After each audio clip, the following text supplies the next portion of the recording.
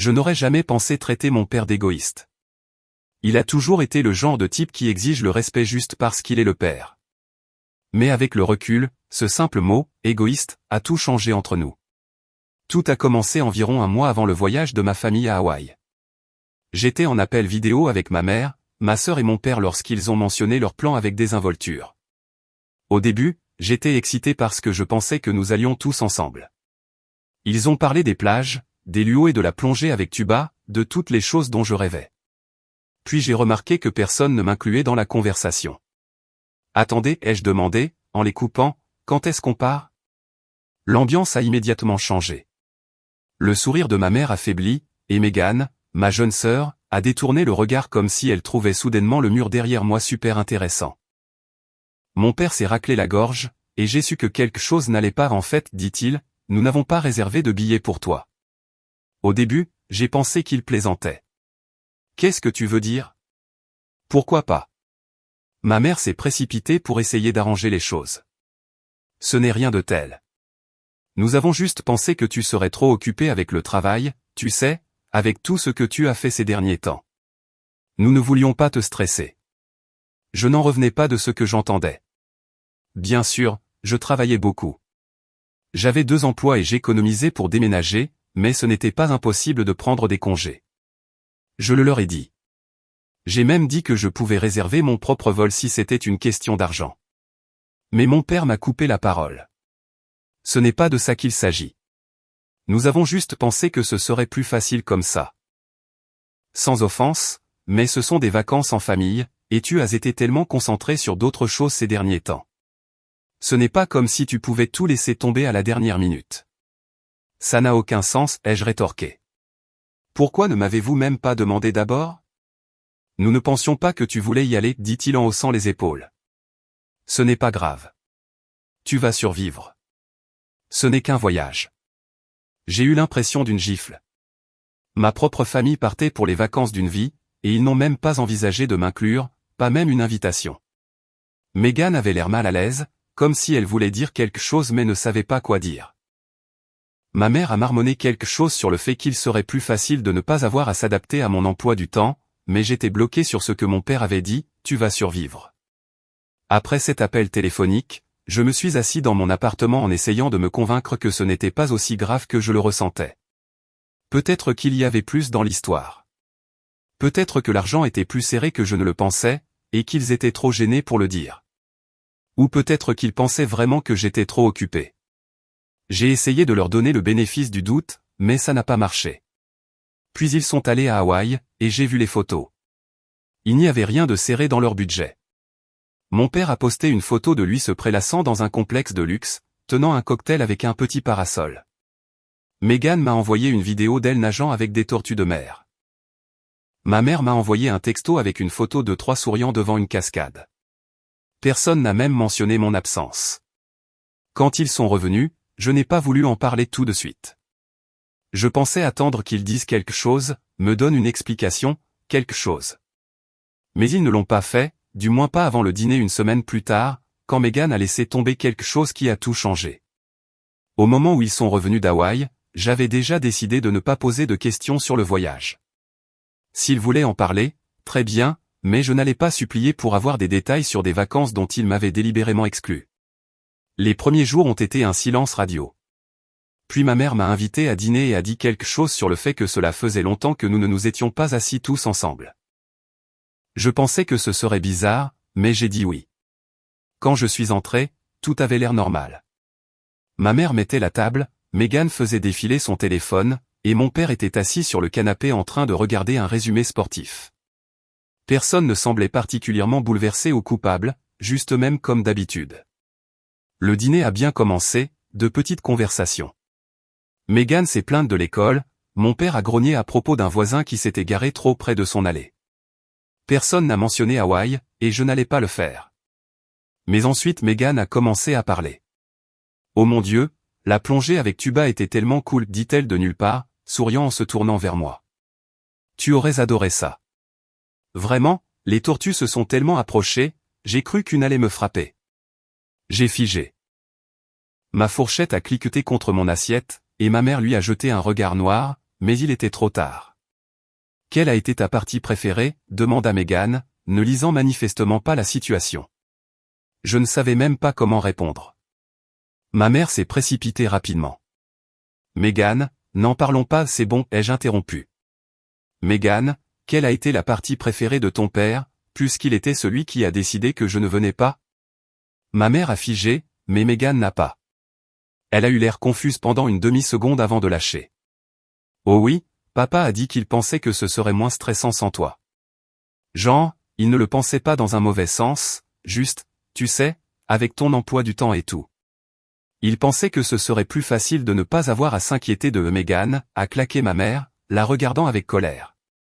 Mais je ne me souciais pas de la réaction de ma mère.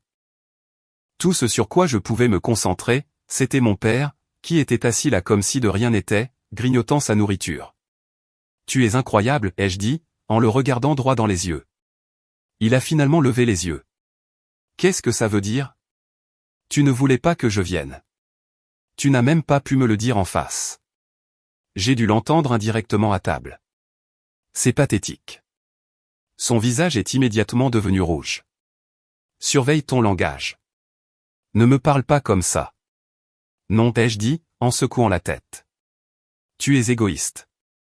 Tu n'as même pas pensé à ce que je ressentirais. Tu voulais juste avoir ton petit voyage sans moi, et maintenant tu ne peux même pas l'admettre. C'est là qu'il a craqué. Il s'est levé si vite que sa chaise a raclé le sol. Tu n'appelles pas ton père égoïste, a-t-il crié. Tu crois que tu peux me parler comme ça dans ma maison? Si tu n'aimes pas ça, tu peux partir. Avant que je puisse répondre, il est sorti de la pièce en trombe. Une seconde plus tard, j'ai entendu une porte claquer à l'étage. Je pensais que c'était la fin jusqu'à ce qu'il revienne. Cette fois, il avait mes affaires. Un par un, il a commencé à jeter mes vêtements par la fenêtre, en criant que si je ne le respectais pas, je n'étais pas le bienvenu. Je suis resté là, choqué pendant une seconde avant de réaliser qu'il le pensait vraiment. Ma mère a essayé de l'arrêter, et Megan lui a crié de se calmer, mais il a continué. Alors je suis parti. Cette nuit-là, j'ai emballé tout ce qui n'avait pas déjà été jeté, je l'ai mis dans ma voiture et je suis allé chez un ami. J'étais tellement en colère que je pouvais à peine penser clairement, mais la seule chose dont j'étais sûr, c'était que c'était fini. Fini de payer leurs factures, fini de payer l'épicerie, fini d'envoyer de l'argent à Megan pour les affaires scolaires. S'il voulait faire comme si je ne faisais pas partie de la famille, très bien. Il pouvait le faire sans moi. Je n'avais aucune idée de la rapidité avec laquelle cette décision allait faire exploser leur monde entier. La première chose que j'ai faite le lendemain matin, c'est d'annuler tous les paiements que j'avais mis en place pour eux. Je ne pense pas que ma famille ait réalisé à quel point je subvenais à leurs besoins. Pendant des mois, j'avais payé leurs factures d'électricité, leurs factures d'eau, même leur internet. J'ai aidé Megan avec ses manuels universitaires et j'ai envoyé de l'argent chaque fois qu'elle avait besoin de quelque chose d'urgent. Je n'étais pas riche, loin de là. J'avais 2 emplois pour que ce soit possible, mais je voulais la soutenir, ou du moins je le voulais. Ce matin-là, je me suis connecté à tous les comptes auxquels je pouvais penser et je les ai coupés. J'ai annulé les paiements automatiques pour leur service public et annulé le service de livraison d'épicerie que je payais. J'ai même coupé l'allocation mensuelle de Megan. C'était mesquin, mais honnêtement, je m'en fichais. Si mon père ne voulait pas de moi dans la famille, très bien. Il pouvait tout gérer seul. Je n'ai pas eu de nouvelles d'eux pendant la première semaine. Je suis resté chez mon ami Eric et j'ai essayé de trouver ma prochaine étape. Eric n'arrêtait pas de me dire que j'avais bien fait, mais je me posais toujours des questions. Je veux dire, ce n'était pas la faute de Megan, ni même vraiment celle de ma mère. C'était celle de mon père. Pourtant, je ne voulais pas reculer. Puis les appels téléphoniques ont commencé. Le premier était de ma mère. Elle a laissé un message vocal, son ton étant beaucoup plus doux que je ne l'aurais imaginé. Et, chérie, il faut qu'on parle des factures. Je ne suis pas sûr de ce qui se passe, mais la compagnie d'électricité a dit qu'elle n'avait pas reçu le paiement. Rappelle-moi, d'accord? Je ne l'ai pas fait. L'appel suivant est arrivé un jour plus tard. Cette fois, elle avait l'air plus stressée. Écoute, je ne sais pas ce qui se passe, mais l'eau a été coupée. Je pensais que tu t'en occupais toujours. Appelle-moi dès que tu peux. Je les ai ignorés aussi. À la fin de la semaine, ils avaient perdu patience. Mon père a appelé, et cette fois il n'y avait pas de vernis. Tu crois que c'est drôle, a-t-il dit, sa voix tranchante. Je sais que c'est toi qui as arrêté de payer. Tu as la moindre idée de ce que c'est irresponsable? Tu es en train de ruiner ta propre famille, pourquoi? Une crise de colère? Je l'ai laissé déblatérer pendant un moment avant de finalement répondre. Je ne paie plus rien, ai-je dit. Débrouillez-vous. Tu crois qu'on peut juste sortir de l'argent de nulle part, a-t-il rétorqué. Ce n'est pas mon problème, ai-je dit, et j'ai raccroché. Quelques jours plus tard, j'ai reçu un texto de Megan. Elle était la seule qui ne semblait pas en colère, juste confuse. Et, est-ce qu'on peut parler? Maman est vraiment bouleversée, papa ne dit pas grand-chose, mais les choses sont un peu en désordre ici. Je ne suis pas sûr de ce qui se passe, mais si c'est à propos du voyage, je suis désolé. Je ne savais pas que tu ne venais pas tant que ce n'était pas déjà décidé. Ce texto m'a touché plus que je ne l'aurais cru. Je me suis senti mal pour elle, mais je n'étais toujours pas prêt à bouger. Puis, de nulle part, ma mère a rappelé. J'ai failli ne pas répondre, mais quelque chose m'a dit que je devais le faire. Sa voix était plus douce cette fois. Je l'ai mis dehors, a-t-elle dit. Quoi, ai-je demandé, n'étant pas sûr d'avoir bien entendu. Ton père, a-t-elle répété. Je lui ai dit de partir. Il reste chez ton oncle pour l'instant, mais il ne vit plus ici. Cela m'a déstabilisé. Ma mère n'était pas le genre de personne à prendre de grandes décisions comme ça, surtout contre mon père. Qu'est-ce qui s'est passé, ai-je finalement demandé. Elle a soupiré. Je lui ai dit ce que tu as dit, que tu ne payais plus rien. Eh bien, j'ai réalisé que c'est toi qui faisais tourner cette maison, pas lui. Il n'a rien contribué depuis des années, et il se comporte toujours comme s'il était le chef. J'en ai marre. Je ne savais pas quoi dire. Une partie de moi voulait se sentir justifiée, comme si c'était la justice que mon père méritait. Mais une autre partie de moi n'en était pas si sûre. Tu n'es pas obligé de revenir si tu ne le veux pas, a dit ma mère, mais la porte est ouverte si tu le fais. Je pensais juste que tu devrais le savoir. J'ai raccroché, la tête qui tournait. Je n'avais aucune idée de ce que je devais ressentir à propos de tout ça, et je ne réalisais pas encore, mais les retombées étaient loin d'être terminées. J'ai passé le reste de la journée à faire les 100 pas dans le salon d'Eric en essayant de comprendre ce que ma mère m'avait dit. Elle avait vraiment mis mon père à la porte. Cela ne semblait pas réel. Eric m'a dit de rentrer à la maison. On dirait que ta mère essaie de réparer les choses, a-t-il dit. C'est peut-être sa façon de te montrer qu'elle comprend maintenant. Mais je n'en étais pas sûr. C'était bizarre, comme si j'avais gagné une lutte de pouvoir tordue que je n'avais même pas voulu commencer, et honnêtement, je n'étais pas sûr de vouloir rentrer, pas encore en tout cas. Puis Megan a appelé. Tu peux venir, a-t-elle demandé. Je ne sais pas, Meg. C'est encore un peu, j'ai laissé ma phrase en suspens, en essayant de trouver le mot juste. Écoute, je comprends pourquoi tu es en colère, et je ne dis pas que tu as tort, a-t-elle dit, mais les choses vont mal ici. Maman est stressée, et papa est en colère. Il n'arrête pas de faire exploser son téléphone en disant qu'elle est en train de tout gâcher. Je ne pense pas qu'elle le prenne bien. J'ai soupiré. D'accord. Je passerai demain. Quand je suis arrivé à la maison, j'avais l'impression d'être dans un endroit différent. Les lumières étaient tamisées, et le salon était étrangement silencieux. Ma mère était dans la cuisine, fixant un tas de factures impayées.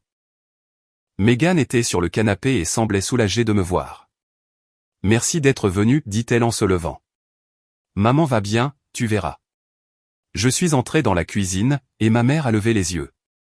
Elle avait l'air fatiguée, plus vieille en quelque sorte. Et, dis-je. Ça va?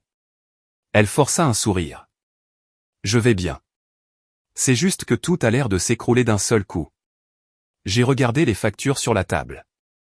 La pile était plus grosse que je ne l'imaginais, électricité, eau, internet, et un tas d'autres que je ne reconnaissais pas. J'essaie de suivre, mais ton père ne s'est jamais occupé de tout ça, admis-elle, et maintenant qu'il est parti, je réalise combien nous comptions sur toi. J'aurais dû intervenir plus tôt. Je suis désolé. C'était la première fois qu'elle s'excusait pour quoi que ce soit en rapport avec le voyage ou le désordre que cela avait causé, et même si j'avais envie de rester en colère, je pouvais voir qu'elle luttait vraiment. « Qu'est-ce que tu vas faire » demandai-je. « Je ne sais pas encore, dit-elle doucement. Peut-être que je dois faire plus d'heures au travail, ou peut-être que je vendrai des affaires. Je trouverai une solution. C'était dur à regarder. Je ne regrettais pas de l'avoir coupé, mais je ne m'attendais pas à ce que les choses dégénèrent si vite, et je ne m'attendais certainement pas à ce que ma mère soit celle qui ramasse les morceaux. Ce soir-là, je suis resté pour aider Megan avec des devoirs et pour parler à ma mère de la façon de budgétiser tout. Ce n'était pas facile, mais je suis parti en ayant l'impression que les choses allaient peut-être s'arranger. Puis, une semaine plus tard, tout a de nouveau changé. J'étais au travail quand j'ai reçu un appel de Megan. Elle avait l'air paniquée. « As-tu parlé à papa ?» demanda-t-elle. « Non, pourquoi ? » « Il est là » dit-elle. « Il vient d'arriver. Il crie sur maman en disant qu'il ne partira pas tant qu'elle ne le reprendra pas. Tu peux venir ? » Mon cœur s'est serré. Je n'avais pas envie de m'occuper de lui, mais je ne pouvais pas l'ignorer. « Oui » dis-je. « J'arrive. » Alors que je me garais dans l'allée, j'ai pu entendre sa voix de l'extérieur. Il était en mode coup de gueule, arpentant le salon pendant que ma mère se tenait là, les bras croisés. « Tu crois que tu peux me virer comme si j'étais rien ?» cria-t-il. « Après tout ce que j'ai fait pour cette famille. » Je suis entré, et ses yeux se sont immédiatement posés sur moi. « Oh, regarde qui a décidé de se montrer » dit-il. « Le grand Manitou. Tu es content maintenant ? C'est ce que tu voulais, n'est-ce pas ? » Je serrai les dents, mais ne dis rien. Je pouvais sentir la tension dans la pièce, comme si tout le monde attendait de voir ce que j'allais faire. « Papa, dis-je finalement, en gardant ma voix calme, tu dois partir. » Il rit amèrement. « Et qui va m'y obliger ? Toi ? C'est toujours ma maison ici. » « Plus maintenant, dit ma mère fermement. Cela sembla le faire basculer. Il recommença à crier, en disant des choses que je ne répéterai pas ici, mais avant qu'il ne puisse aller plus loin, Megan intervint. « Arrête ça » cria-t-elle, sa voix tremblant. « Tu agis comme un fou. Pars. » Pendant un instant, il eut l'air abasourdi, comme s'il n'arrivait pas à croire qu'elle prenait position contre lui, mais ensuite il attrapa son manteau et sortit en trombe, claquant la porte derrière lui. La maison était silencieuse après cela, mais ce n'était pas une paix. On aurait dit le silence avant quelque chose de pire. Après que mon père ait quitté la maison en trombe ce soir-là, la tension dans la maison n'a pas disparu. Elle a juste changé. C'était comme si tout le monde retenait son souffle, attendant de voir ce qui allait se passer ensuite. J'ai fini par rester dormir parce que Megan me l'a demandé. Elle a dit qu'elle ne se sentait pas en sécurité avec la façon dont les choses s'aggravaient. Le lendemain matin, je me suis réveillé et j'ai trouvé ma mère dans la cuisine, déjà au téléphone. Je n'avais pas besoin d'entendre la conversation pour savoir à qui elle parlait. Son ton était tranchant, et j'ai entendu des bribes de droits légaux et de répression. « Est-ce qu'il t'ennuie encore ?» demandai-je alors qu'elle raccrochait. Elle acquiesça et se frotta les tempes. Il a appelé 6 fois hier soir, il a aussi laissé des messages vocaux. Je ne les ai pas tous écoutés, mais ceux que j'ai écoutés, elle s'interrompit, secouant la tête. Je n'ai pas insisté. Au lieu de cela, j'ai demandé, « Qu'est-ce que l'avocat a dit ?» Elle soupira. Ils ont dit que c'est délicat. Puisqu'il n'a rien fait de violent, c'est difficile de prouver qu'il est une menace, mais il m'aide à demander la séparation de corps légal. Une fois que ce sera en place, nous aurons plus d'options. C'est alors que j'ai réalisé à quel point c'était allé loin. Mes parents ont toujours eu leurs problèmes, mais je n'aurais jamais pensé que ça en arriverait là. J'ai passé la majeure partie de cette journée à aider ma mère à s'organiser, à trier les papiers, à faire des listes de choses à faire. Megan rôdait à proximité, silencieuse et inquiète. Je pouvais voir qu'elle essayait de se ressaisir, mais ce n'était pas facile. Puis, vers l'heure du dîner, la sonnette a retenti. Nous nous sommes tous figés. Personne n'attendait de visiteurs, et après la scène de la veille, nous étions tous sur les nerfs. Ma mère jeta un coup d'œil par la fenêtre et recula immédiatement, le visage pâle. « C'est lui » chuchota-t-elle. Je me suis levé, le cœur battant. « Je vais m'en occuper. » Elle hésita, mais acquiesça et s'écarta. Quand j'ai ouvert la porte, mon père se tenait là, l'air débraillé. Sa chemise était froissée, ses cheveux étaient en désordre, et il avait ce regard fou dans les yeux. « Je veux juste parler » dit-il. « Tu dois partir » répondis-je en gardant ma voix calme. « Écoute-moi » lança-t-il en s'approchant. « Je sais que j'ai merdé, d'accord, mais c'est ma famille. Tu ne peux pas juste me mettre à la porte comme ça. Personne ne te met à la porte, dis-je. Tu t'es fait ça à toi-même. Maintenant, va-t'en. Pendant un instant, j'ai pensé qu'il allait argumenter, mais au lieu de cela, il a fait quelque chose auquel je ne m'attendais pas. Il recula et sortit une enveloppe de sa poche. Très bien, dit-il en me la tendant, mais vous allez tous le regretter. Avant que je puisse dire quoi que ce soit, il se tourna et s'éloigna, disparaissant dans la rue. Je fermai la porte et regardai l'enveloppe. Ma mère et Megan regardaient depuis le couloir, leurs expressions étant un mélange de curiosité et de peur. « Qu'est-ce que c'est » demanda ma mère. « Je ne sais pas » dis-je et je l'ouvris. À l'intérieur, il y avait une seule feuille de papier. Ce n'était pas une lettre ou une menace, comme je m'y attendais à moitié. C'était un reçu pour une police d'assurance vie, la bénéficiaire, ma mère. « Est-ce que c'est vrai » demanda Megan, sa voix à peine audible. Ma mère prit le papier et le parcourut rapidement. Son visage redevint pâle. « C'est vrai, dit-elle, mais je ne comprends pas. Pourquoi il nous donnerait ça ?» Aucun de nous n'avait de réponse, mais quelque chose ne me plaisait pas, et il s'est avéré que nous avions de bonnes raisons d'être méfiants. La police d'assurance vie était posée sur la table de la cuisine comme une arme chargée. Aucun de nous ne savait qu'en faire. Ma mère a appelé la compagnie d'assurance le lendemain, et ils ont confirmé que la police était réelle. Mon père y cotisait depuis des années. Ça n'a pas de sens, dit ma mère pour la 100e fois. Pourquoi ferait-il ça? Est-ce une forme de chantage affectif? Je n'avais pas de réponse. Megan non plus. Plus nous essayions de comprendre, moins cela avait de sens. Les choses sont restées tendues la semaine suivante. Les appels téléphoniques de mon père ont ralenti, mais ne se sont pas complètement arrêtés. Megan est retournée à l'école, ma mère a commencé à faire des heures supplémentaires, et je suis retourné chez Eric, essayant de leur donner de l'espace tout en gardant un œil sur les choses. Puis j'ai reçu l'appel. C'était de mon père. « Salut » dit-il. Sa voix était étrangement calme, comme si rien ne s'était passé. « Je pensais que tu devrais savoir, je déménage hors de l'État. J'ai trouvé un emploi, un truc de construction.